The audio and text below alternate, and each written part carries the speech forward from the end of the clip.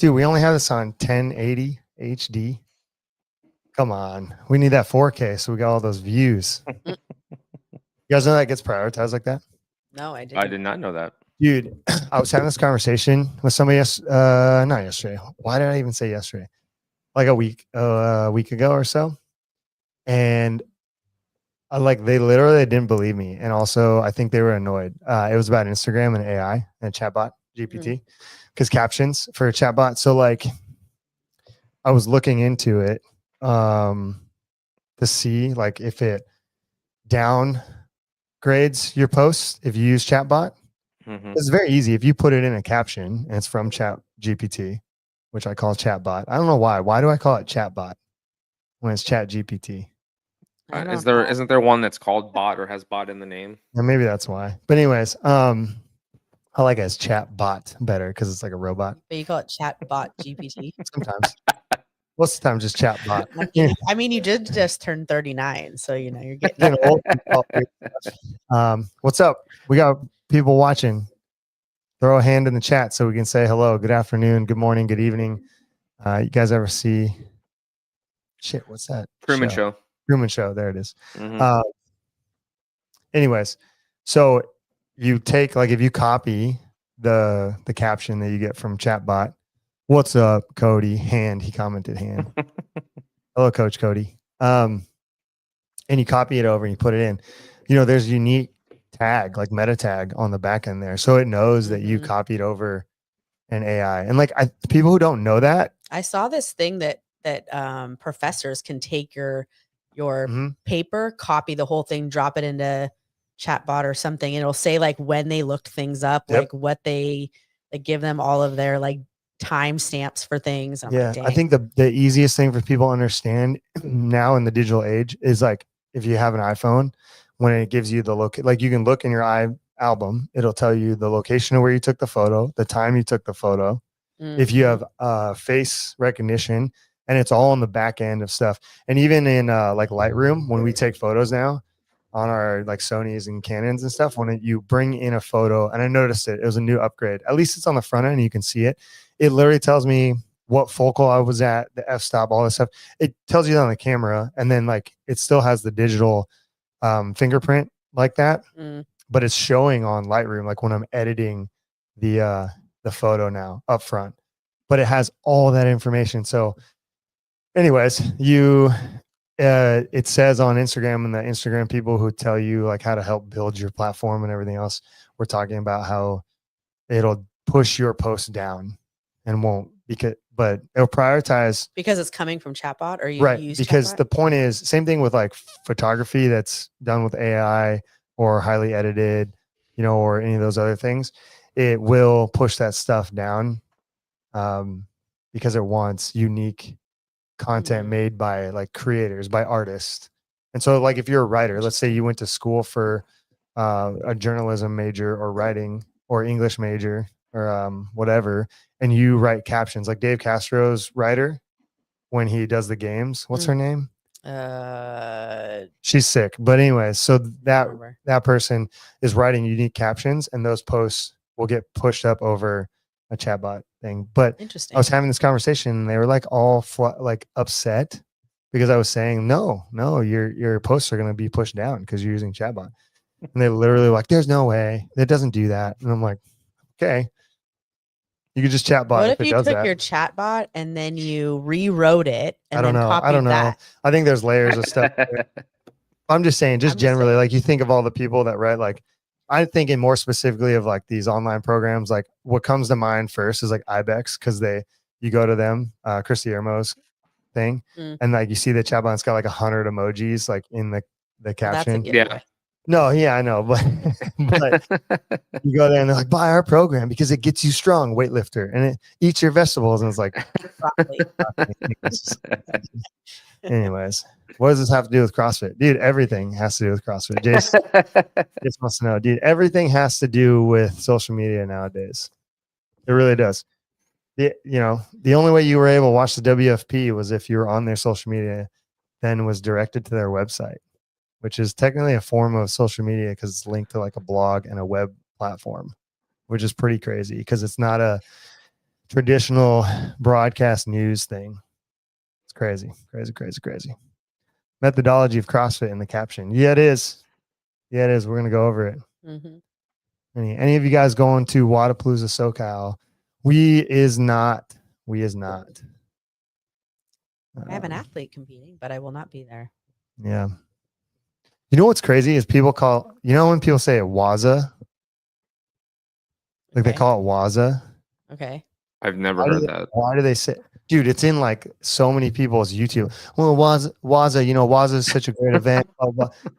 Like it's WZA. And I get it. What, like W and then Z. Yeah. But where's the what? Like, are they just like inserting like Wadapalooza and then just like saying Waza? 100%. I feel There's no like- other way to say that. Just say Wadapalooza. Yeah, no. I'm saying like there's no other way to say WZA. Well, that's what I think it is. Like, you don't say, was it WFP? You don't say Wafapata. I hear something weird. Like, Wait, how does that go? Wafpa. Okay. We're going to do the Wafpa. I feel like Wodapalooza. How are you doing, I Wafpa? feel like Wodapalooza created that own, like not acronym, No. but they created that shortened. Waza? No, that's the athletes. That's the. Oh, really? Oh, Oh, yeah. I thought they 100%. created that. Dude, no. On, like, Guido their Instagram. Trinidad has never in his life said Waza. Never in his life Yeah. has he said that. Do you know that though for sure? I don't know for sure. I just look at you met him at the Yeah. coaches conference. Yeah. I've met him before that and during, like, no, dude, he's not the type. And if he is, I'll be upset This is because a really long rant. This. we brought it up because quick to kill. You going quick to kill training? Sometimes when I see that, I think it's quack to kill because I'm dumb. All right, Tristan, Let's see it. capitalize Yeah. I when you put that. But anyways, I'm one to talk. Coming Dude. from the Yeah, spell. the grammar. Right Yeah, here. yeah, dude, The I'm the grammar worst. police. Actually, I'm better at grammar than I am. You at have spelling. gotten better, but Spelling, I am the worst. But I have you skipped I have that an in school. no, dude. I have a learning disability. I have an IEP to prove it. I can show you. I was I in have an resource English. IEP to prove it. Why are you laughing at me? I have a serious I'm learning not disability. laughing at you. I'm that I just can laughing show at the you. statement.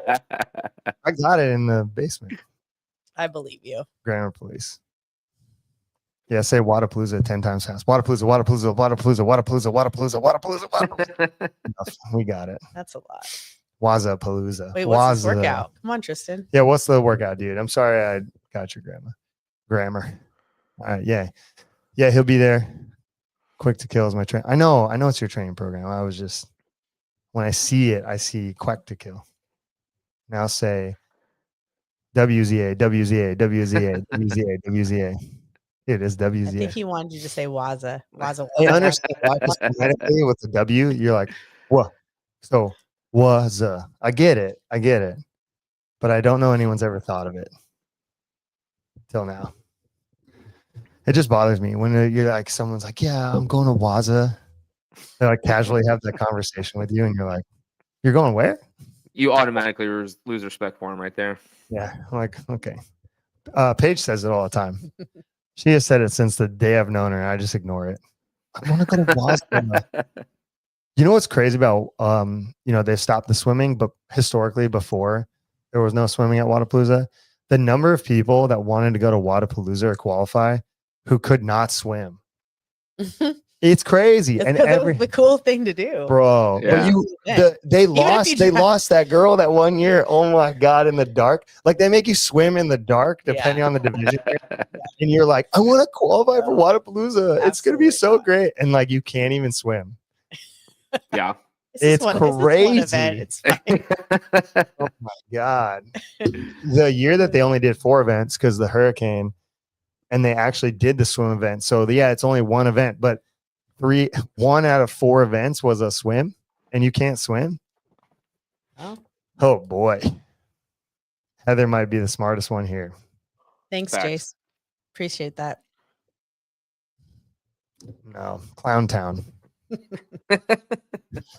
All right, read this workout. All right, the workout Tristan has is every 7 minutes for 3 sets. Why are you taking my pyramid workouts, dude? Come on. 6, 10, 14, 10, 6. single arm dumbbell clean and jerks with a 50, and then 1, 2, 3, 2, 1 rope climb. Dude, you know what we had the class do? Not 3 sets of that, but they had to go 15, 12, 9, 12, 15, dual dumbbell, shoulder overhead, and rope climb. It was sick.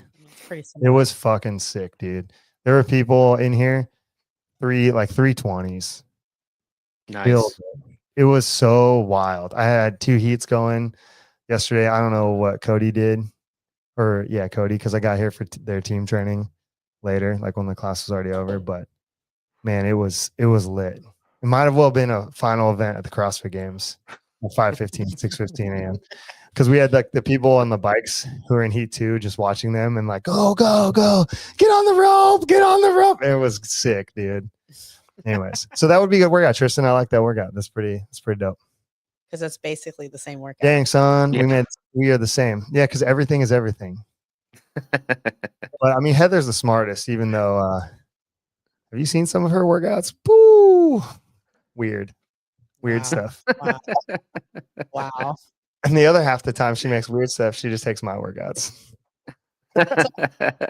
Oh man. No, she doesn't make weird stuff.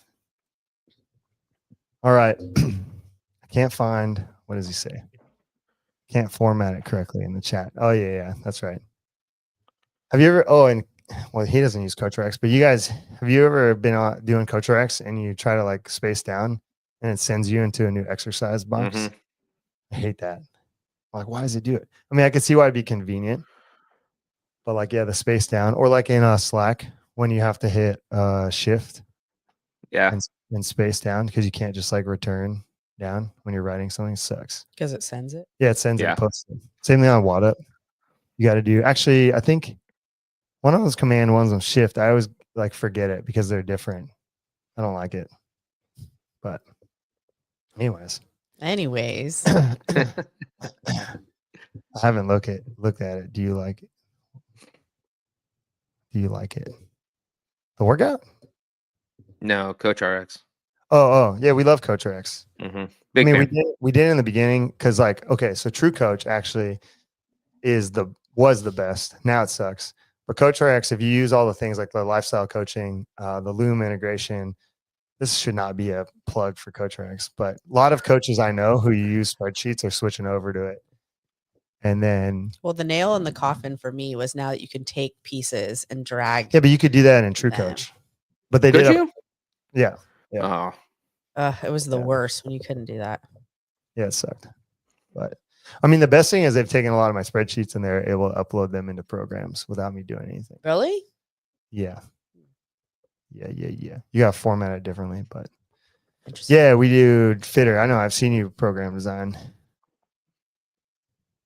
but yeah, you can drag and drop in Fitter. Isn't Fitter for like blog programs though, dude? Come on. Just writing everybody the same thing or what? That's a joke. This guy. All right. Well, now that everybody's in the comments, we could fire it off and have a battle here. But it came up. I mean, it's come up before. Jace commented, I think last week, where like the methodology and the sport are not the same. Now that Tristan's here, maybe we send a link to Tristan, see if he wants to get on, dude. He seems bored. Well, read his comment, Heather. Says, I have a blog function now, LOL. Yeah, After I got us approved on SugarWOD. So annoying. Approved on SugarWOD. Like it's so prestige. You have to get approved on SugarWOD. They'll take your money. It's fine. Yeah, it's funny. Cool. Anyway, so yeah, I mean, we've been actually having a lot of talks about the sport and watching people training. And I even just joked right now, it was the final event of the CrossFit Games like yesterday in class. But we were at the MacFest with the team. Shout out. They did really well. It was funny because when they were tied for first, it was Nate. I think it was Nate who asked me, like, it was either Nate or Kathleen. Did you expect them to be doing this well? And I was like, well, no, actually, because when Cody sent over who the top like 4 teams were, I thought they were going to get like 4th or 5th and just get blown out by these other teams. because the one team, the 12th Laborers team, they had 2 of the games athletes from the year that they went, the most recent year, 2024, went to the games on that team. A couple semifinal team athletes, in-person semifinals, not this last year online. I'm sure there were some online people. Obviously, our team was online semifinal athletes. And I just thought like they weren't seasoned enough. Yeah, they didn't have enough experience. Like our athletes? Yeah, or yeah. the field. Oh, okay. No, our athletes, to like knock on the door of these other 4, because they went there to compete really with like 5 to 6 other teams that we knew of for sure. There, I mean, obviously there's always like, you never know, because like no one knew about them. Like Yeah. after the first event and they got second in that event, everybody was like, what the fuck these guys? Because like, not to be, and I already told Kalista this, I was like, not to be anything, but you guys don't look like, the only person who looks like a CrossFitter really is Nate. And that's just because he looks like Matt Frazier. Like Kalista and Victoria out there, like baggy, big T, like they don't look super jacked at all until they take their shirts off, which they'll never take their shirts off. So you would never even know. And I've seen them take their shirts off like a couple of times in the gym. That's it. And then once they do, you're like, oh, you're a CrossFitter. But like they just look like I told her, I was like, you look like a couple of people that you just picked up at the gas station and put together. Oh my God. That's part of their they gotta fool the Cody, field, you know. How many times did I say we had a chance to win? Not ever until we were actually there, because then like they get second in the first event, and then Cody like instantly goes into I want to win an event mode. Everyone else is like, what? Like I thought we were just here to try this out. But yeah, they so did win an event. Weeks ahead of time. I know he did. I don't know. You're probably keeping that to yourself. I don't remember you saying any of that, Cody, but I could be wrong. Yeah, but so like before the final event, well, it got rained. The little stage got rained out and thundered out, so they had to do it inside. So there was a delay, but they're warming up for their time. And we were looking around. I was just kind of talking about how like it's super, like all of those people in there, all even I would even say the scaled people, but at least at a minimum the 60 people in there for the RX teams take it real serious, dude. And especially those top 5 take it real serious. To the degree at which like that they're training 90 minutes to maybe 3 hours a day. And like this is the thing they do. Obviously, like some of them look a bit older, so I can assume like. Do you think that they've been training together as a collective team, or some of them? The team that got first and the team that got first has won MAC in years past. I think they won it the year that Marissa's team was at the MAC, or the year later. I have to double check that. But Wilson said how they've won it before, and then so they've been together for a while, and then yeah, like parts and pieces of people were on teams prior to that. So yeah, experience there, if that's what you're getting at. Definitely like experience with everybody.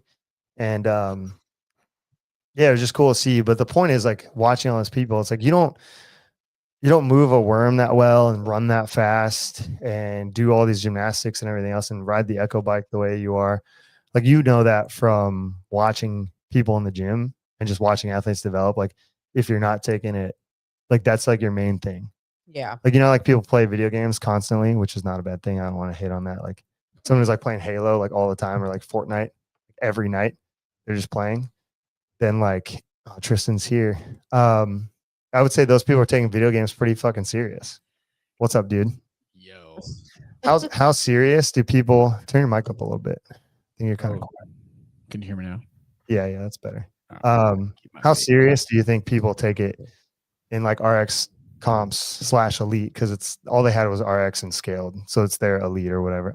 That's also weird to me too. We could talk about that for a second after this, but like when you go to TFX, give me a percent of people, because you've been at TFX a lot, that's like a lower tier comp that's not a semifinal, but people that are there, how serious do they take their training, you think?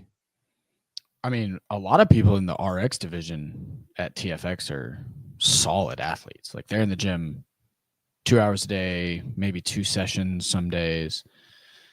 They just can't make elite anymore for like one reason or another, right? Yeah. So it's like their main thing.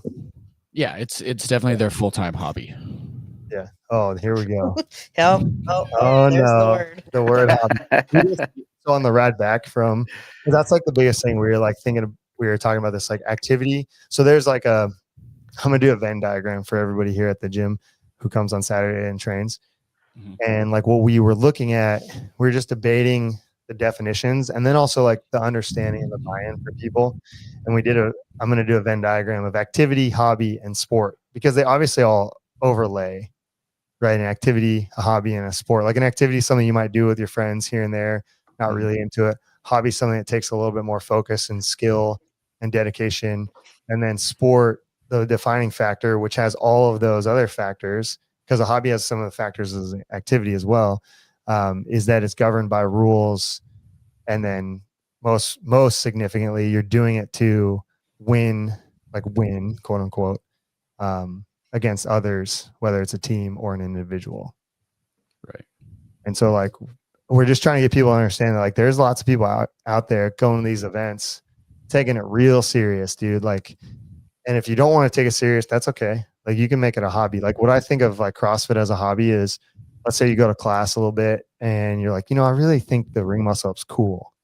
And then you get like one-on-one coaching or you buy a little blog to get your first ring muscle up and you practice the ring muscle ups for no other reason, just because you think it's cool. I would say that's like the hobbyist. Mm-hmm. Whereas the second you go, I want to get better ring muscle ups because I know they show up in the open and I want to raise my ranking on the leaderboard. Now it's like, oh, you're now in a sport classification. Okay, argue that or just agree with it. I wouldn't argue that personally. I would say I think there's another cohort of people that get bottlenecked into the hobby category by their life. Yeah. Like they want to be elite at the highest level. They want to go to semis or an in-person qualifier, but there's just the reality is, and they might even be freaky good still, but they're just not quite there because they just don't have the time to put in the work. So because it is a hobby for them, because they have a full-time job, kids, wife, whatever, etc. Do you ever find that there's rub? You guys can answer these questions too, Tyler. I think. I always feel bad. I feel like I talk too much. No, go. Me too. Yeah. Me too. Like a rub between the individuals that don't have life or they're making choices to move their life around in a way that someone else, because some people really can't, right? I understand that. Like you're confined to your job and you have to be there at this time or whatever. But like there's some people who can, even though they have to do things, they can move things around to do CrossFit if that's what they want to do. Because you watch people do it all the time. Like I watch moms decide, I want to run a marathon. And like before that, they have barely had time to get into the CrossFit gym 3 times a week. And then all of a sudden you watch them like run 5 days a week and they're doing a long session on the weekend. It's like, oh, you just didn't want to. Yeah. So, I mean, there is that, right? So, and like, okay, let's just say there's that. And then there's people who have a really flexible lifestyle and schedule. You ever find like a rub between the people that want to and can't, and then try to downgrade those that can?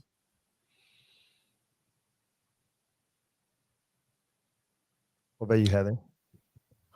I was going to say, I think it's first acknowledging like which bucket you're in.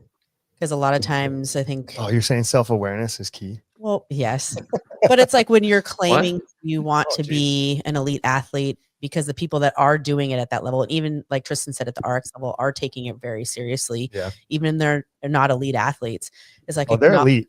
Well, they're not in the elite category, but they're still really good athletes taking it really seriously. And they're in the gym 90 minutes to 3 hours or whatever. What makes, hold on. Now I'm curious, just out of curiosity. And anybody in the chat, if you have an opinion, what makes someone elite? Like, define it. Because I do think a lot of people say that all the time, like, but don't really put anything to it. Like if you qualify you're for an elite elite in comparison to others. Like but how do you know? Yeah. Well, in the sport of CrossFit, your actual fitness and scores and your ability to So if I make TFX elite, but I don't make semifinals, am I elite? Nate says success in comps. All right. Let's see what does Jay say. I mean, yeah, that's a good point. When you go Because to you a have to competition and actually they have. put you in the elite category. I mean, you could go. I don't- You see, could that's go. where I- You could go to a competition that has 10 people in it and be number one, and then go to a if competition you that take your has shirt off and you look the part. That's the real metric. no gas station. No, Heather, that was a good point. Say that again though, because I all was these gonna say, you can go to a competition that has 10 people in it and get first, but then you try to go to the open and you're 1,000 blah blah blah blah blah. I think that's kind of what Tristan's getting at. Yeah, that's a good point, because you could go to, because like Jason's point, I get, and I'm like, I lean towards it, but then also like Heather is right. You could sign up for a comp. You could do a qualifier, like the WFP Challenger thing, and get into the Challenger comp. Like Colton Mearns has been in the CrossFit Games, but up until the second one, he's been a Challenger, which is the RX, I guess you want to call it, versus the elite category. But he's been to the CrossFit Games. And 2024, he didn't make the games, but does that now not make him elite any longer because he didn't make the games in 2024? Because you're not elite because you're pushed out by limited spots, I guess is my point of like competitions. I'm trying to figure out how I want to say what I want to say. I feel I could be convinced either way. I think I'm going to go with Cody's. If you take your shirt off and you look the part, I feel like that's the best way. That is hilarious. You look fucking jacked and you like can do ring muscle ups and your body weight. You're elite to me. You're an elite person. I feel like the Nate, I don't have a definition. That's the problem. Like I do and I don't. That's why I asked. Yeah, what if I'm a sleeper build? That's true. What if you are a sleeper build? Like, how do you define? Elite is a quality, not a quantity. I don't understand that. Do you guys understand that? It's a quality, not a quantity. Character versus metric? I got quantity. I'm confused by quantity. I get the like elite is a quality. So character versus a metric? I don't know. The quantity of what? Like, because you just made this, because in Heather's arguments, like that just puts that one down. It's like, yeah, you could qualify elite, but they're only taking 10 people. And like you just, and then, but no one really shows up who's ever been to semifinals of the CrossFit Games, but your name placard says on it versus RX, but like you can't get to semifinals. So how you do stuff versus how much you can do stuff. I could also get down with that. I'm down with these. Like a couple. So what of you're these, saying like, is Cody should have signed up for Desert City. yeah, 100%. Oh man, 100%. What a fucking loser. Just kidding. I think depending on the competition, you can be in the RX division and be elite, depending on what they tested to get there. You could also be in the RX division and not be elite. Right. Like you can be really good at a qualifier and qualify for an elite division and to just get absolutely destroyed because you aren't actually elite at everything. You just have an elite engine. Yeah. Right. Yeah, like this is what we were getting at, Jace. You're exactly right. That's like what Heather was saying. It's like each competition labels its own version of elite. Because like at MAC this last weekend, MAC has always done RX and scaled. They've never done elite in the years that they've done it. So like the RX is elite in their however they define it. But that's what I think. It just matters to the event organizer. And what's crazy to think about is like the event organizer is only doing that because they want so many participants. They have so many lanes. So it's all by logistics. Mm-hmm. So like if you're gonna, because actually we watched the MAC and then I want to start a comp. I can't believe I'm saying this, but I want to do a team comp. And so then you go through the process and you start talking. Like I reach out to Wilson. I know JR Howell. And so I'm like talking to these people to get, ideas and just hear what they have to say. And it's just like early stuff, but you're literally starting with, this is why even like the fucking CrossFit Games is not crowning the fittest. You're starting with like, okay, well, how many days do you want to have it? How much equipment do you want to have? How much money do you want to make? It's all logistical organizational things, business things, as long as you're trying not to make money, not lose money, or at least make enough money to buy new equipment, because that would be a draw too for like a local affiliate. And so none of that is like, all right, none of them said, well, you're going to try to find the fittest people, so you got to start there. They're like, no, how much time do you have? How much money do you have? And how much money do you want to make? Yeah. And then from there, you start building your divisions based on your capacity to run people through whatever workouts. Then you make the workouts. If we go 20-minute workout, well, that's going to cut into our time of this day or whatever. We got to get this many people through. So let's make that workout, instead of 20 minutes, let's make it 12 minutes. We got to pull a movement in, or you know what? We don't have a long workout. So we got to, and now you're just making shit up because you're trying to fit the schedule. Hot question, hot take. That's what also made me start thinking of all this too, which goes in line with like what we said about the methodology in the sport. I'm just pulling the what is it called? Pulling the veil away on like this whole sport thing and gonna make people real sad. So you said that the CrossFit Games doesn't crown the fittest. Oh, don't get hung up on that. They Oh don't. no, I'm hung up. They don't. So They don't. my They my don't. question is, because it is at a certain point limited in some way in terms of the amount of events, Nate whatever. says he's calling 1% elite. Go Do ahead. you think that you can win the CrossFit Games, but you cannot have the title the fittest on earth until you do it again? Oh no, for sure you have the title because they have a copyright and trademark. Like they own that title. You know what I meant. Just like they handed out a sword to first place at the MAC, which Cody, when they were tied for first, was like, I want the sword. He was like, this is mine. I was like, dude. Hey. But yeah, just like You're they so handed out, fixated just on like it though. it was sick. I was like, yeah, I'm glad you want the sword. That's a good motivator. But just like they hand out a sword, which is just a symbolism of what it is, it's the same thing. They have this phrase copywritten, and now they're just like, you are the fittest on earth. And they copyright that because if you've heard the soundbite of Greg Glassman, where he says this is a test of training methodologies, and we're here to crown the fittest on earth. And then marketing team was like, wow, that's really great. Let's go. We've had this argument before about the workouts that come out, and do they actually like find the fittest, et cetera, et cetera. And so it's like, to Tristan's point, it's like if you define it by winning the CrossFit Games a second time, it's like I think it's like every year it's depending. You have different athletes in the field, you have different workouts. Like, I don't know. I think it's, well, the fact that you have different workouts already for me, like what you're saying, Tristan, in the definition of the methodology, you're crowning the fittest CrossFitter. You're not crowning the fittest person on earth. You're crowning the fittest CrossFitter. Because like, okay, I don't want to put it on here because I don't want everyone to sign up, but I'm signing up for the Nick Bear 100 again lottery. Ooh. And like, I would argue that the two guys last year are fucking way fitter than any of us. And you could take blood lactate, you could take scientific findings that they do in exercise science laboratories, lay those out on a piece of paper, and they will be fitter than Mr. Justin Medeiros. So if we're really talking about fitness, but how are you defining fitness though? Just by physical characteristics, aerobic, like their aerobic. They have the central nervous system control and the muscular strength of. Well, we can't test that though. Except what?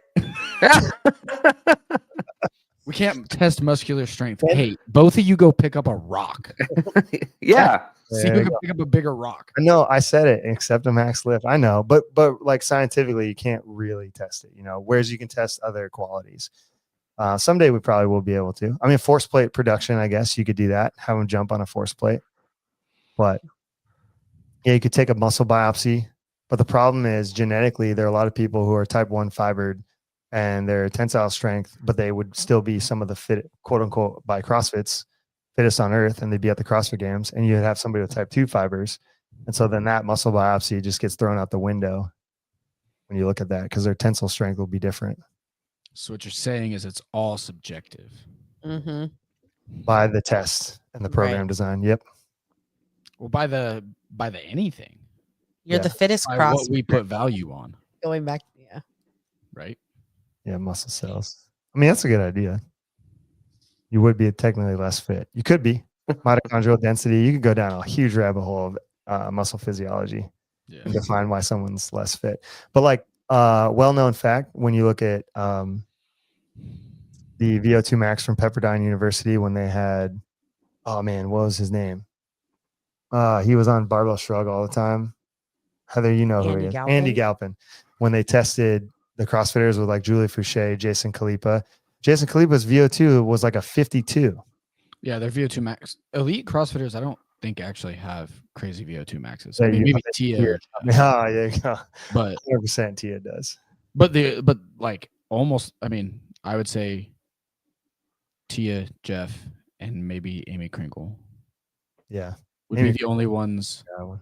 that I would be like, oh, I bet you have an actually respectable VO2 max.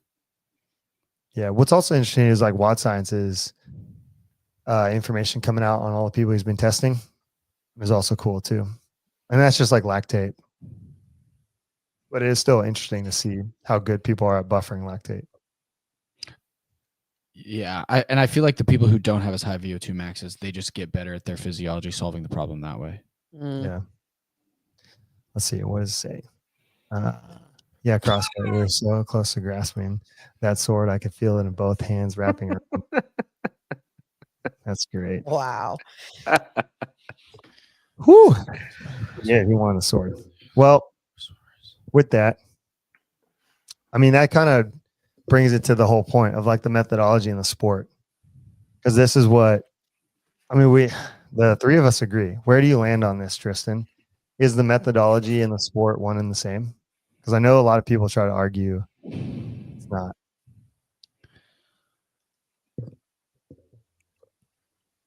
I'm going to say no. Okay. And the reason is none of us, I'm going to get canceled. I'm going to be unemployed. Oh, Do it. God, don't do Let's hear that. None of us actually do CrossFit the way Greg intended it. None of us. Right. But that's the training method. That's the methodology. Well, that's the method that you're choosing to impart to take on the tests, Sure. which are Okay, so give us an explanation of how you feel or like what you think he intended it for. Like from Extrapolate. the L1 mhm, and his early articles, it was very much, go do your skill, then do this triplet today, then you come back and you do a couplet, and then you do a heavy day, and then you go for a 35 to 45 minute bike ride, and then you just go swim the next day, or you play a sport, and then you come back and you do a chipper, and then you have your next heavy day. Or there was so much more variance in the structure of the training and the modalities of the training that I just don't think we can say most of us. you're gonna get kiboshed right now. You're gonna kibosh me. Yeah, who was I this? think- who I was think this my written by? Mr. Greg Glassman there. Yeah, Mr. Greg My Glassman. stickler point with it is more February so the 2000. modalities and the time ranges. That's Sure. more so my stickler point with it. Like, yeah, we do this gymnastics or monostructural gymnastics, weightlifting, MGW off. That's But so he's balancing a general program, GPT Right. program, using MGW. And like I'm on your team, right? We're doing individualized program design. mhm. These things, we're still balancing someone's training program with these, maybe not these things in mind, but other classifications in mind. But when you look at this theoretical template of CrossFit programming, which is just the base, right? This is like a reductionist model, the Mhm. very intro level of what you're going to do, because this was done in 2003. So we're looking at the beginning of the beginning. When you look at this, you could take this same framework and say, hey, look, this is how you would build a template or framework. What's another word people use for someone's training days and weeks? Their microcycle. Skeleton, another word. So he created the original skeleton Mhm. based on the training. CrossFat's comments hilarious. I just fired Tristan as my coach. Oh man, you stepped into it though. It's stepping into I it, know. and giving an altered perspective. Well, he didn't know I had this pulled up though. That's not fair. No, to him. and it's not like this is all so gray. Yes. Oh, 100%. It's But all so gray. and you're not wrong. And I love that you took the approach of like saying, because it's kind of like the elite thing. I'm on the fence about it. I just know that there are frameworks within the CrossFit journals that many people, including coaches, and there's a ton that I haven't read, and I'm sure there's a ton that you haven't read, and Heather and Tyler, but the general person who's watching, Talking Leaf Fitness, I would even say someone like Bill Grundler, who has a lot to say about a lot of things, have not read these journals all the way through. And I think a lot of level 3 coaches who get tested on this, who have read them, will agree with me to a very high degree because they've went through the material. Right. And what's crazy is like the material's free to anyone, and you like sitting back and going through it. And it's like, yeah, I think the sport and the methodology are one and the same. And you can start looking at why it is and have a good argument. Now, are there differences? Yeah. And that's why, like, what would you say are the differences between preparing someone for the sport of CrossFit on a daily, basis versus preparing somebody for health and wellness, other outside of the volume and the loading parameters, let's say? Like, what makes it different? Specificity. Okay. That's a good point. Specificity in what? Well, in what they need to focus on, like they're doing more repetitive training week in, week out to build volume, build capacity, and build skills. But I think more for like the classes, you're not having, in Greg's original training method or his original methodology, I think they're not really focusing so much on. You sure? Well, they're more variants. They're more. Is there? Yeah. What does the green part say? I don't know. I can't read it. Priority. What is the next one? Structure. And the red one, work, recovery, character.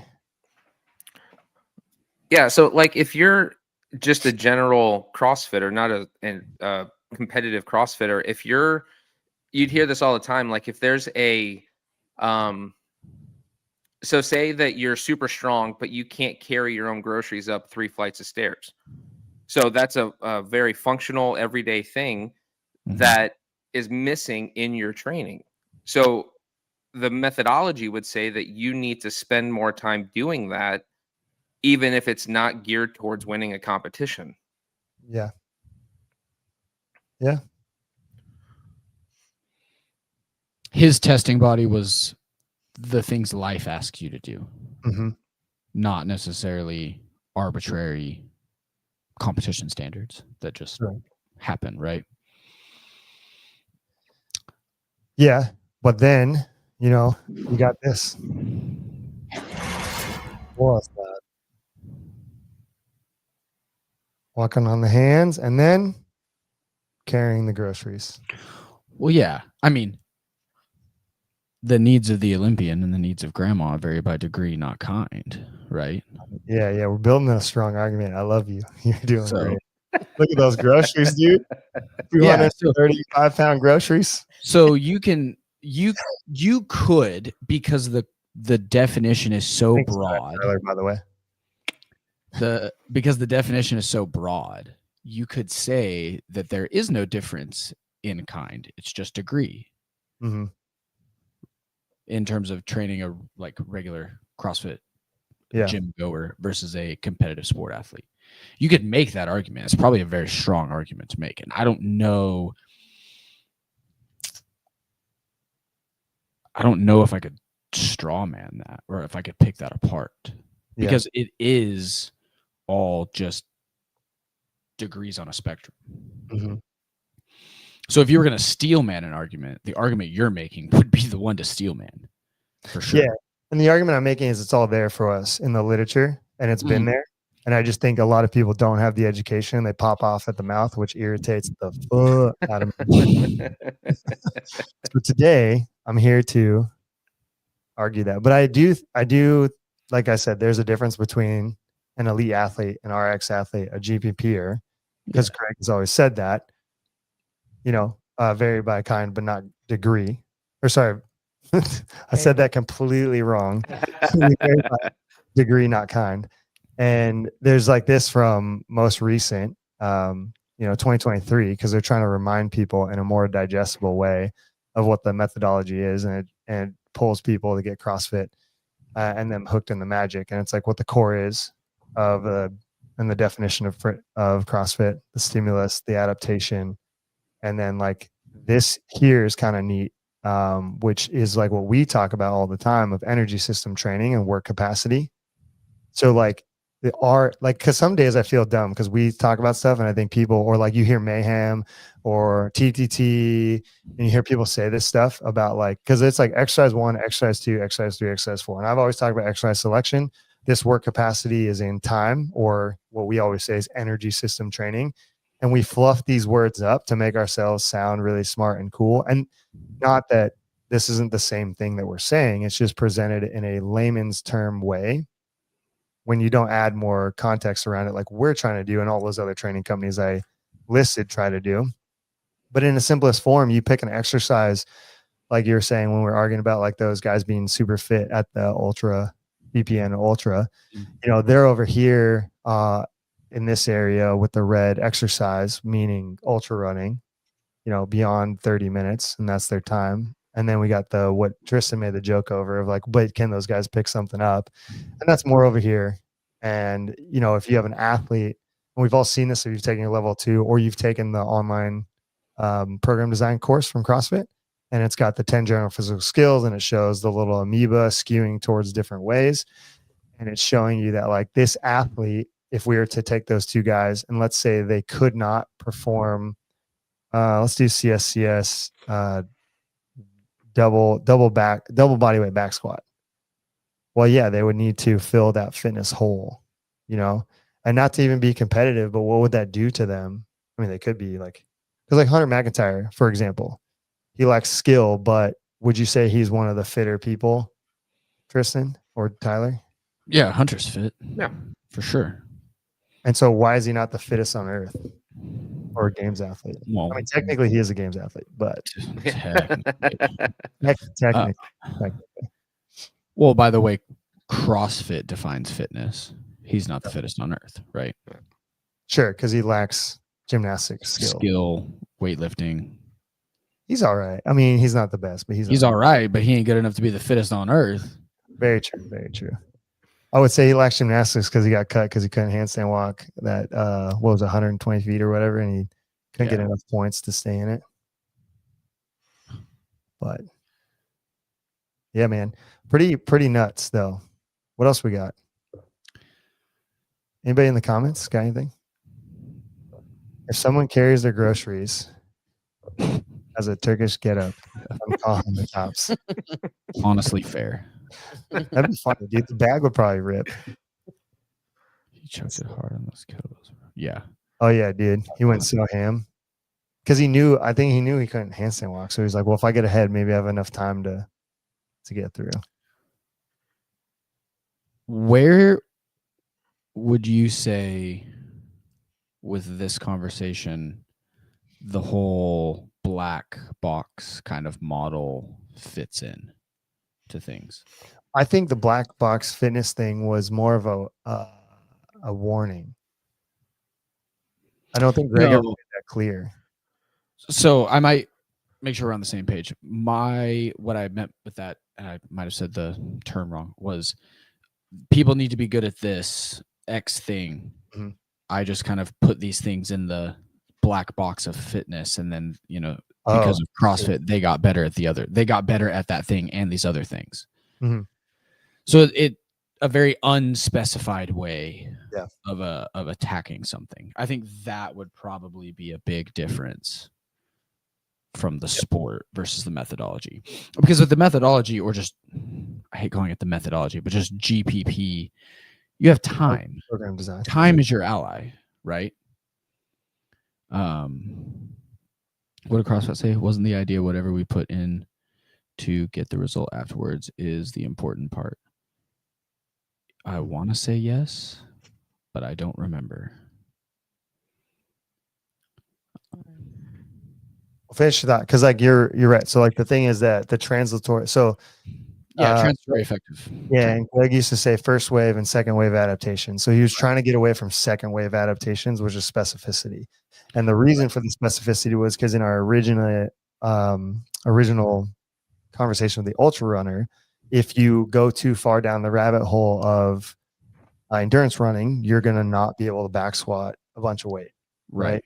And that was his warning of it. So to stay away from that, that's why you get the slogan, routine is the enemy, was to stay away from that specific training for adaptations. But then you look at some of the articles before where you become Jeff. Oh, burn, dude. So do you think now where the sport is at, we are chasing second wave adaptations within the general confines of what we say the sport is? I think so. And I think it showed up in the CrossFit Games this year. I think the people, okay, let's be real. Proven and Mayhem do the most CrossFit in their training. Right? And let's be real. Proven and Mayhem, other than yourself, you guys did great. I don't want to hate, but Proven and Mayhem, and yes, they have more opportunity because they have such a wide net of people. So now we have to answer the question, is it correlation or causation of the wide net of people that those people do well because there's more opportunity? Or is it that someone like Jay Crouch is fitter because he does more CrossFit with specificity to improve his lagging characteristics, which when you go to the journal, there are articles about train your weakness. Right. I think the article is called Train Your Weakness, which is crazy to me that that's even in there and they allowed it early on because that would indicate specificity. I just want CrossFit to answer the question of how do you know that, so that when he answers that, I can try to figure out who he is. Given the similar volume to Mayhem or she. He quality. or she, to be fair. I don't know that it's a he. Wait, what does he say? The Proven does similar volume to Mayhem with higher quality of movement and adjustments in aspects. Oh, you want them to prove that they do a higher quality movement? Yeah, I want to know how they know that. Yeah. But they do a similar volume, and it's like a derivative. Now, I'm not hating on those training programs. I'm just saying that they bias more towards CrossFit training. Like you'll see a lot more for times, AMRAPs, chippers, couplets, triplets in there than like my program design. But or yours. That's their blog though, right? If they're remote or they're individual coaches, I'm gonna break everybody's hearts right now on their individual design, and I'm probably someone's never gonna talk to me ever again. So they are, to my understanding, I don't want to say forced, maybe encouraged is better. Encouraged to use the template that gets sold to everyone. Okay. That gets modified and manipulated so that there's a sense of community and connection. And like if you see something Tia's doing, well, I've done that too. And I know HWPO did that a lot. And I don't care if they come at me because HWPO sucks. And who am I to come at me, bro? I'll see you at a comp, and I'll tell you to your face, your program sucks. Prove to me it doesn't. Whereas like Proven and Mayhem, I'm like, yeah, it's good programs, dude, if you want to do them. But they are more clearly work. But yeah, like to that point, Tyler, like I know for a fact that they have the opportunity as a coach who's doing one-on-one to take their template and are encouraged again, especially their key workouts. Like you've seen how they have the Proven workout, or when they go through some of their banded phases that they've done, like in the years past, they encourage everyone to do it. Same thing like Misfit, which there's nothing wrong with going through the cycles and getting your whole cohort of athletes on the same cycle, and you can watch adaptations and like look at scores and everything else. So there's a value there for sure. But that's what they do. Well, and part of that is built on everybody leading toward one competition, the open semis, right? At a certain point, you're going to be going in the same direction, like physically, What did CrossFit say? Oh, Tristan. this is fair. This is a fair. You can compare Jay and Maddie over 3 years, and Austin and Haley. I mean, Austin is a good mover naturally, and he was just doing the blog and then got a one-on-one coach. So like you could take him out. But I mean, Haley, that's hard too, because like, man, I want to agree, but I also disagree because like you can't account for athletes' stubbornness, dude. There are athletes I've coached for a while that I try to tell them to change their movement for various reasons. And like, okay, Nate's in here. I hope still listening. The number of times in the last like month I've told Nate to widen up his stance and his squat because his knees are going valgus too much, that I'm just like, dude, move your feet. And he just like won't do it. And now that I'm saying this, I mean, he's gotten better. Yesterday he was trying to do it in a snatch balance. So applaud him for his change. Mm-hmm. But like, you know, people just, they like what they like. They want to move the way they want to move. And sometimes, no matter how many times you say it, they just won't. So my question to the three of y'all, and CrossFat as well, is because when we talk about writing something as classic CrossFit, right? 21:15:9, chipper, AMRAP, blah, blah, blah, blah, blah. And then if we talk about a more of a what Todd probably writes as, right, in his typical programming structure, I guess we could call it OPEX downstream style of programming, where it's like very targeted. I ask myself this question a lot. Can you do what you get? Can you get what you get out of the very calculated kind of this many sets at a high effort, da da da da da? Can you get that same adaptation and confidence in the outcome, but when you put it on paper, it says 21:15:9 every 5 minutes? That's something I think about all the time, because then you're making it appear to them the way the testing will appear. And why does the testing appear that way? Well, because that's how people at CrossFit write workouts. I don't know, man. Yeah, exactly. That goes back to like the methodology in the sport. Right. So workouts like I wanted to get y'all's opinion on that, because like I will spend a lot of time taking something like 5 sets, like row, toe to bar, something pull up, like, I don't know, some pulling workout. Mm-hmm. And then I'm like, okay, now how do I get what I want out of this and make it a triplet and it look like CrossFit instead of having 5 movements in it? Right. Do you guys ever do that? Do you guys think about that? All the time. I mean, CrossFit said like we're talking about training versus testing. And the issue is like we're not, though, because the training and the testing are the same, can be the same thing. They don't have to be. What has happened, and this is why we talk about this, is what's happened is in 2007, they decided to have a festival of fitness, which then led them to arguing, which was an argument to be like, who has the best training methodology for the demands of the unknown and knowable and your readiness of fitness. That was their point. And Greg was into the games, and why he wanted to cut off the games was for the same reasons. He wanted to prove that his training methodology, his training program, was the best program to get fit.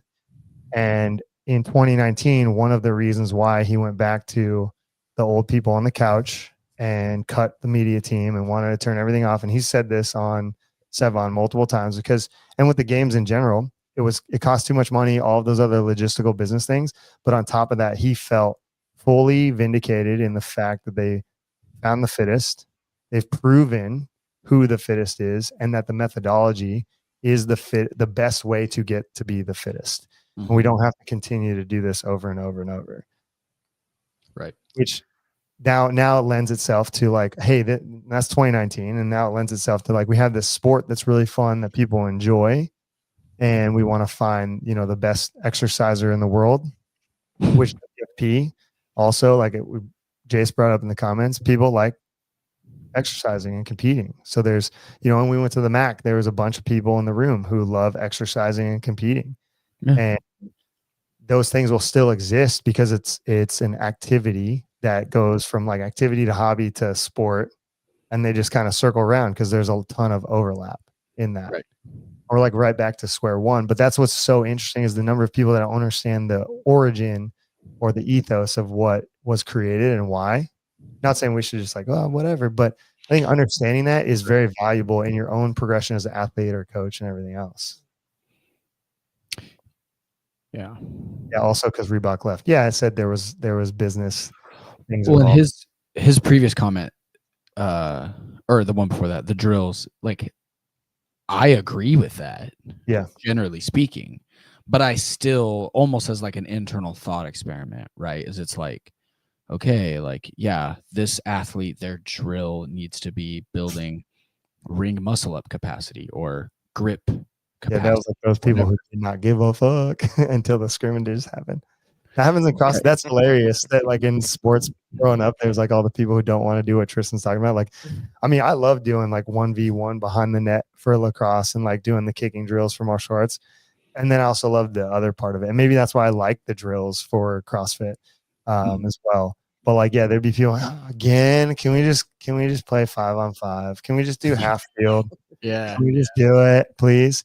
And like, that's a good point. CrossFit, the sport, like once it became the sport and there was the test of fitness and you use the same workouts that were the training workouts early on. And I mean, there's things like we've talked about this that's actually really interesting that you brought up training versus testing. There's a few weeks where Greg, when he was writing .com, it was the same workout every day, just made in a different order. And that's where OPEX's alphabet soup training protocol came from.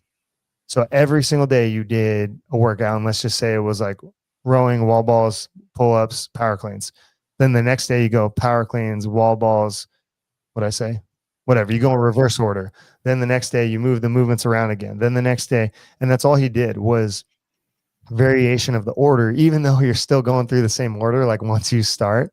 But the idea of that came from like the alphabet soup training. If you guys ever took OPEX or OPT, is you do 3 rounds and you jumble it up so people could deal with the chaos.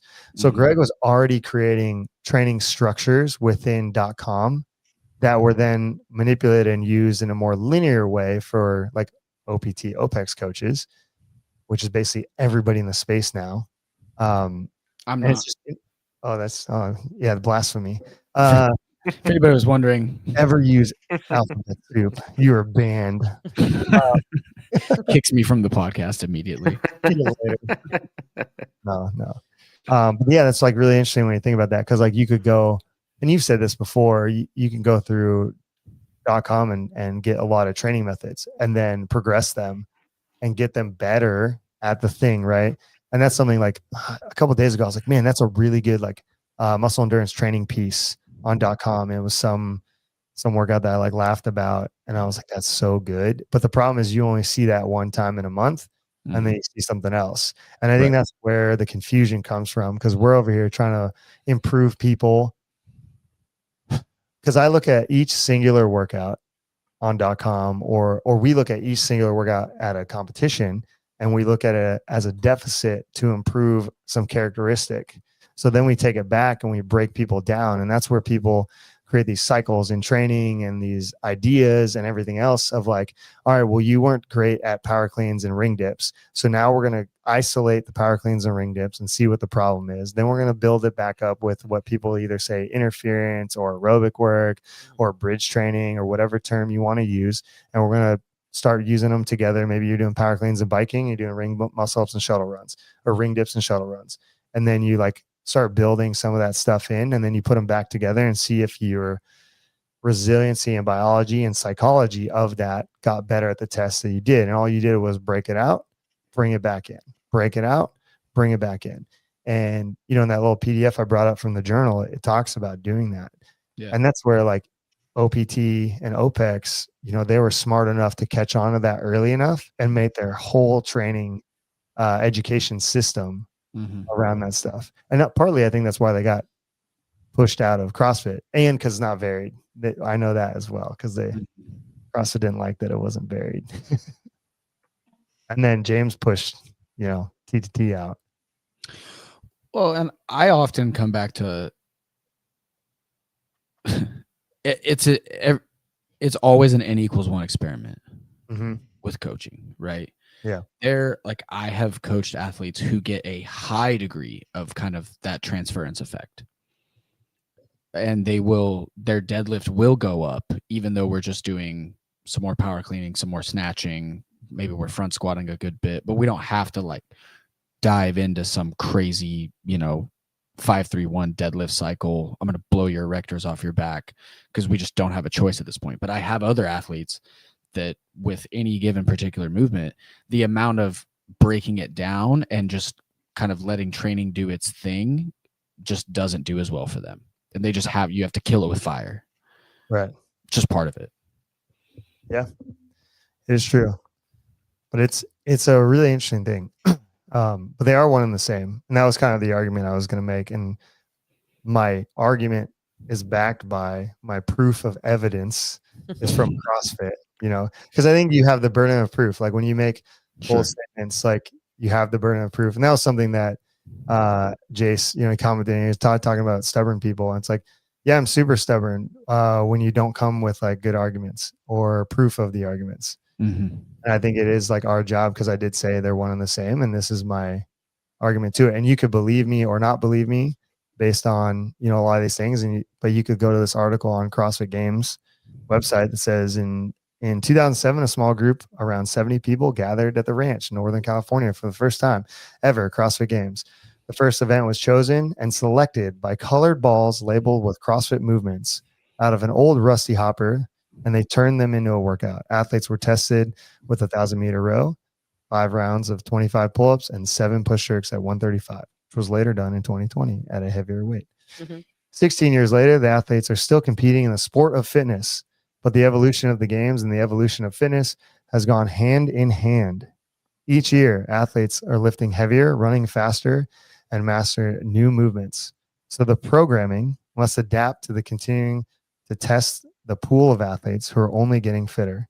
Athletes have, in accordance with CrossFit definition of fitness, increased their work capacity across broad time and modal domains over the years. So the test has evolved to ensure it can continue to successfully evaluate and accurately crown the fittest on earth. That means the CrossFit methodology is working. Nail in coffin. Crazy. Can I just say everything is everything? Yeah. I mean, I made the statement and like we were thinking about it, and like with the stuff of like being at the MAC and watching people, I was hoping one of our coaches, I'm glad you came on and took the alternate route. I do appreciate how you were like, I'll send Tristan a link, and then just set me up for failure like that. No. Nothing else to do. Let's put him on the We sword. chatted about it before we came live. Like, watch this. Yeah. Gotta go. Good talk. Thanks, CrossFit. Always adding value. Appreciate you and your SpaghettiOs. Who are you? I want to know so bad. But he also said SO facto elite, which is true. So like now we can answer our question in the very beginning. I think anyone who is elite is someone who can express work capacity across broad time domains. And I know that's like a blanket statement within the relevant expression of the tip top. And when I say tip top, I would argue, like someone said 1%. I would say like anyone who made the online semifinals, because the percentage was so small this last year of like who qualified for that. I would even say, what was it, 10% before they went to 25? When they made 25, that was a big mistake. It was 10%. Quarterfinals used to be 10%. Yeah, I would say anyone in quarterfinals is elite, honestly, based on the methodology and everything else. And then the pool. And we could make the stretch that like that 10% in the general population of the world ends up being like the 0.01%. So even though you don't have some title by your name card, it's like badges. We don't need no stinking badges, kind of thing. I'll get you. I'll get you a fucking name card. You can even argue that anyone who does CrossFit is elite. No, don't go that far. Well, if you to the scale of the world, yeah, anyone who works out regularly. No, I get what you're saying. I get what you're saying. What? It's like 5% of the world population that sticks to any training program. Yeah, I get what you're saying. It's all the sample size. Right. Yeah, And yeah. that's why the people who are in the top 10% of quarterfinals are like, well, it's the sample size and it's how far off you are from the actual tip top. Yeah. 'Cause the people who are in the top 10% don't feel elite because the things that the top 1% can do make them look like jabronis. Right. But Yeah.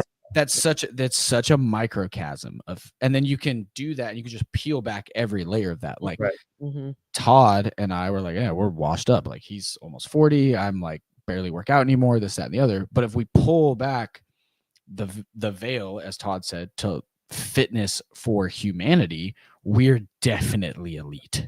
Yeah, and what they Mhm. defined by Right. that first opening paragraph of that article about, the CrossFit Games. Right. Like they defined us, like all of us who do exercise and are in that, you could do whatever percent, like Tristan's saying, because it's sample size. But like if you can do a ring muscle up and snatch body weight and clean and run fast, yeah, dude, you're fucking elite. Like Do you 10 push-ups. no, do a come on. couple Why is your bar so low? Don't be lowering the standards over there. Oh Too. my god. All right, I gotta get off of here, y'all. I appreciate the See you impromptu later. invite. Because people On cannot that do low 10 bar. push-ups. On that low Bye. bar. See you See you, later. dude. I'm just saying, because general people can't even do a push-up. Oh my god, your bar is so low. I'm just saying. Oh man. It is a very low bar. That's where our humanity is at. Cody said, put down my CrossFit Games account. Thanks. Oh man. Yeah. It's an interesting concept, but I do think that's where the confusion of like the sport and the methodology, they are one and the same. Yeah. And I'm only saying that based on those three pieces of evidence I thought were really compelling. One from 2003, one from 2023, one from Greg's original mouth. And then Tyler, just by his own anecdotal thought process, was talking about groceries, which we talk about all the time. And then I pull up 2017's CrossFit Games, the Slater logs, and they're carrying their friggin' groceries. You know what I mean? Like, yeah, does it have to be that heavy? No. And then Tristan backs it up with it doesn't vary by degree, just kind, right? Todd and Tristan fitness. It's greater than Walmart. It's Fitness. greater than Walmart fitness. True. No, it's gas station fitness, dude. They're the gas station exercises. CrossFit gas station.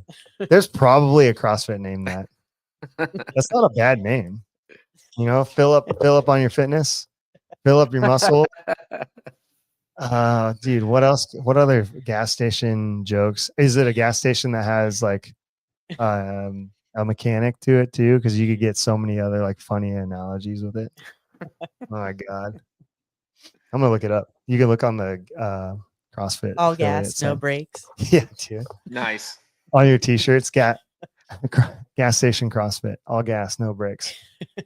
Dude. Crazy. Anyways, that was fun.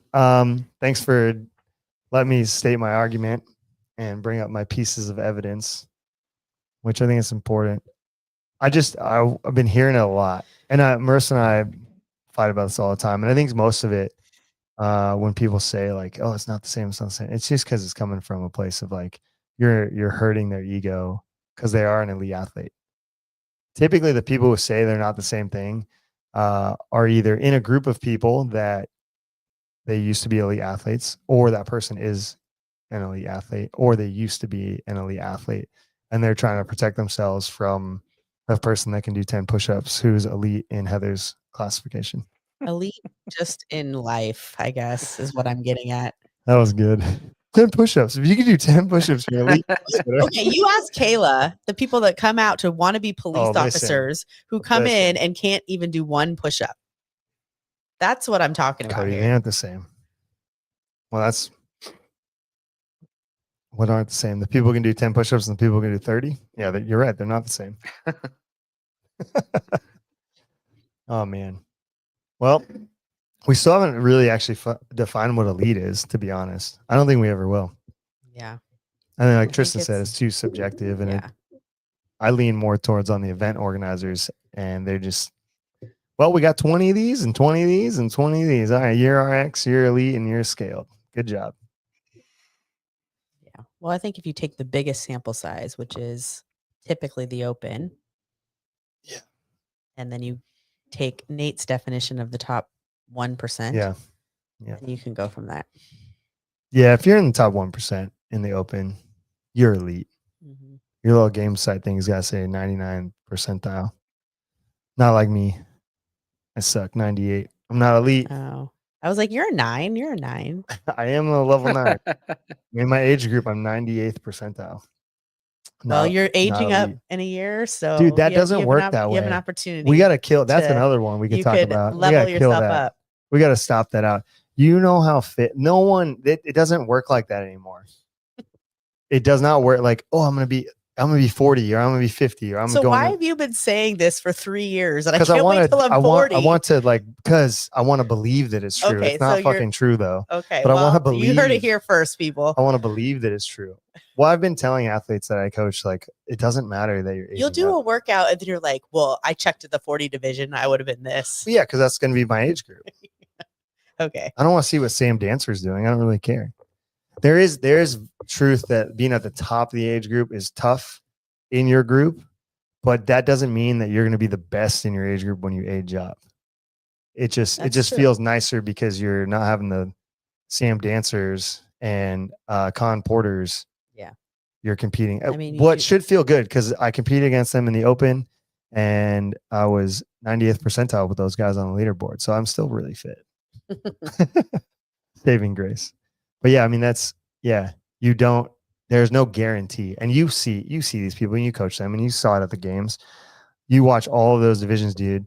They're so fit. And then who was it that was it L or Dom was saying how all these athletes are 2013 CrossFit Games individuals, like fitness wise.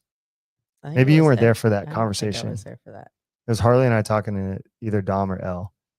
And they were like, just like, it's crazy. I'm like, yeah, I know. It is crazy. The masters are fit. It looks, Mhm. dude, all of them. They're so every fit, age but we group. also said too, is like they're so fit, but then you watch them and it's like, They're fit. I don't know what you're getting at. but I they're was in not doing awe. anything like astronomical crazy either, right? Like we kind of talked about that too, where it's like you look at the people who are just Yeah. trying to break into that 30. I get what you're saying. Yeah. No, they're real humans. Like I said, Superman bleeds, right? So Yeah. like they are still real humans. I'm just saying that like the idea that, Yeah. well, if you're out there training and you're, like my example when you're joking with me about, because I do say that like I'm gonna be 40 soon. Maybe it's because I don't want to admit this and I don't want to give people an out because I try to stay above this, especially in the gym, because I hate it when people are like, I'm getting old. I'm Right, getting old. I right, can't train. right. But there's truth to that. Like there are like maximum recovery volume. I have a problem. Like I'm starting to, I told Cody the other day, I was like, I gotta start stretching my thoracic, dude. My range of motion is like starting to go away. Like, and like from training, like even from the EMOM we did yesterday, I'm like wrecked and I'm going to go train here in a little bit, but it's just like, I don't bounce back the way I used to. And that there's truth to that. And I'm trying to like run from it. So that's why I say that. Yeah. But my hope is that when I get in 40, all of those people are feeling the way I'm feeling. So it makes me feel better that like I'm not recovering as well. So these fuckers who are trying to whoop my ass and I'm trying to whoop their ass, all are feeling like dog food. And we're like in this misery together. It's just a dog fight out there. Everyone's fighting their body. It's breaking down. They're fit though. But I'm just saying, like, I think on the back end, I know that to be true. And I try not to, because words are powerful. And because it's probably the only time I'm ever going to say this and I'm going to leave it there because I don't want to get old. I think CrossFit's the fountain of youth and food, meats, nuts, seeds, some fruit, little starch, no sugar, and high intensity exercise is good for you. And we'll just leave it at that. Like I don't like hearing it in the gym. I think the more you say it, the faster you're gonna get older. Yeah. The faster you're gonna feel like shit. And not to be naive or like no, I agree. in denial. I agree. But that's why I say that, like, I can't wait till I'm 40. Because I know some 35-year-old out there is feeling great. Because I know when I was 35, I was feeling great. Coming in from 34 to 35, I was all pumped up to be a master's. And I did well as a master's. It moved my rankings up a lot, So it's just one of those things. But yeah, that's why I say that, Heather. Thanks for calling me out though. And we will never talk about this again because I'm never getting old. Cody just says do drugs. That's what those do. What's this? 185 is light. That's because he said, I want to believe that wanna 185 believe bar it. is going to feel light someday. True. Yeah, I know it's so heavy for Cody, man. He just sucks so bad. Jace is right. Dude, Cody almost fell off the rope today doing legless rope climbs.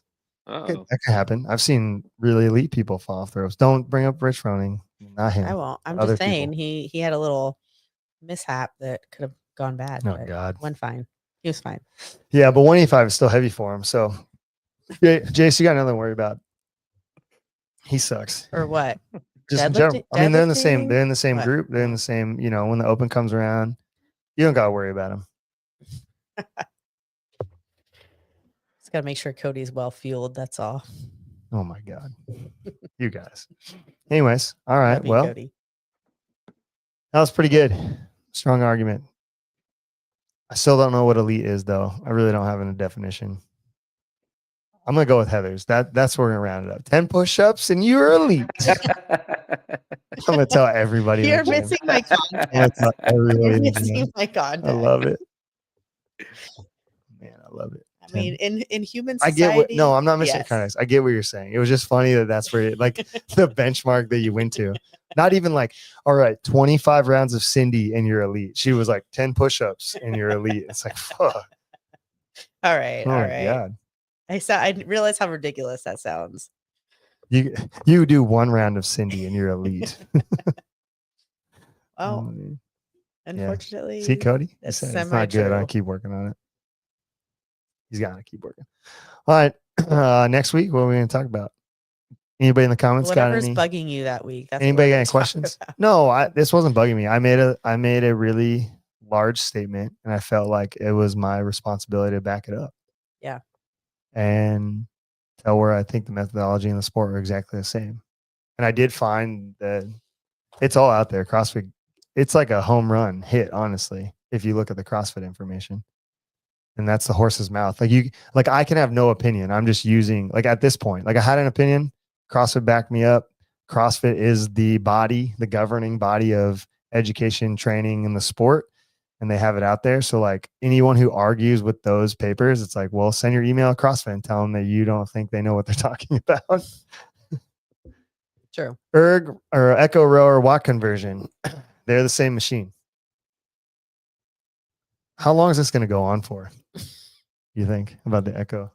forever. You did this to yourself, though. Let's Slash see watts. what Jace Brooks. Select a group that is superior in terms of ability or qualities in the rest of the group or society. Well, Heather already did that. 10 push-ups. Oh man. Yeah, I guess that could be a definition of elite, but the only problem with that is like it's still subjective because like who's selecting the group? Right. What's a superior quality? Like you could have worse eyesight but do 30 burpees in a minute like that, and the other person does 28. So I would argue the person who's got better eyesight is more superior. Like you could play a weird game with that like all the time. That's unfortunate. Someone doesn't look as good as somebody else, so the person who looks worse is less superior. Like that's so weird. Actually, now that you play that, if you play that out, that logic out over like it's too subjective and almost like to a degree you could. Oh, he just Googled the definition. That's a weird definition. That seems very problematic. Like when we start playing that out, if that's what Google is saying. Interesting. Yeah, man. Superior, is that like from, oh man, I don't even want to go down this route, but is that like from the Holocaust? Like what, like, no, because think about it. A select group is superior in terms of ability or qualities than the rest of a group or society. Yeah, like that's crazy. the Aryan race. Like that. Now we gotta look up the definition of Aryan race and see if like this is all seriousness. I'm not trying to be. That's I'm sure that it was part of like the mindset of it was that they were elite. Yeah. Yeah. That's just a Google search. But that's crazy. I'm not judging Jace at all. He just Googled it. Now I'm just judging the fact that like that's what's popping up. Yeah. That like makes my brain just like go in 1,000 directions. That's crazy. Well, I think just even using the word superiority. Yeah. Mm-hmm. Oh, okay. Anyways, let's see what he said. Cody said, "When a teabag Jace." Oh my God, I shouldn't have brought that up. When I teabag Jace after a High Rocks race, then I'm superior. Does that mean that you come in after him and he's already laying on the ground because he's finished and he has a better time than you? Dang. Dang. That's what that means. So I mean, hey, if would you rather? Okay, we'll end it on this question, and Tyler, you have to answer it. Okay. Heather doesn't. Well, Heather, you can answer too. Would you rather have a faster time and get teabagged, or have a slower time and be the person teabagging? Slower time. Every time. Wow. Okay, Heather. Ugh. I have no comment. I decline my response. I'd rather have the faster time. Fuck it. Risk it for the biscuit. Yeah. It depends on if you're trying to be elite or not. Right. Crazy. I'm waiting for the comment to roll through because there's a delay. Here it is. Joke's on Cody. I'll take the tea bag either way. Yeah, see, he wants to be faster. No, he says he wants it either way. So Oh, whether I he see, loses I or see. wins, he'll take the Oh, teabag. okay. I didn't get it that way. Wow. And on that note, if you guys like the comments, like and subscribe and share this video. I do appreciate everybody commenting. It helps us have more thoughts, add more depth in most cases, except for the teabagging. The final 5 minutes of this podcast. Yeah. That was good. But yeah, no comments on what we should talk about next week. You could DM one of us. We could talk about it. Not much has been happening, so it's kind of just fun times. Well, the Hyrax race is in a few weeks. Well, I can't race. I got my know. refund because I tore my hamstring. So I know. there's none of that. Although I can run again, it's just not enough time to get ready for the High Rocks. I've been starting to run. I ran a mile this last couple of weeks. So He's we'll got 99 more to go. No, it's unlimited on the ultra. You go until last man standing. So I that's just right, want that's my right. goal is just to do the 24 to Hours. 25 hours Yeah. and get the 100 and then DNF. Because everyone who doesn't Dang. win DNFs. But are you elite? Crazy. We'll leave it at that.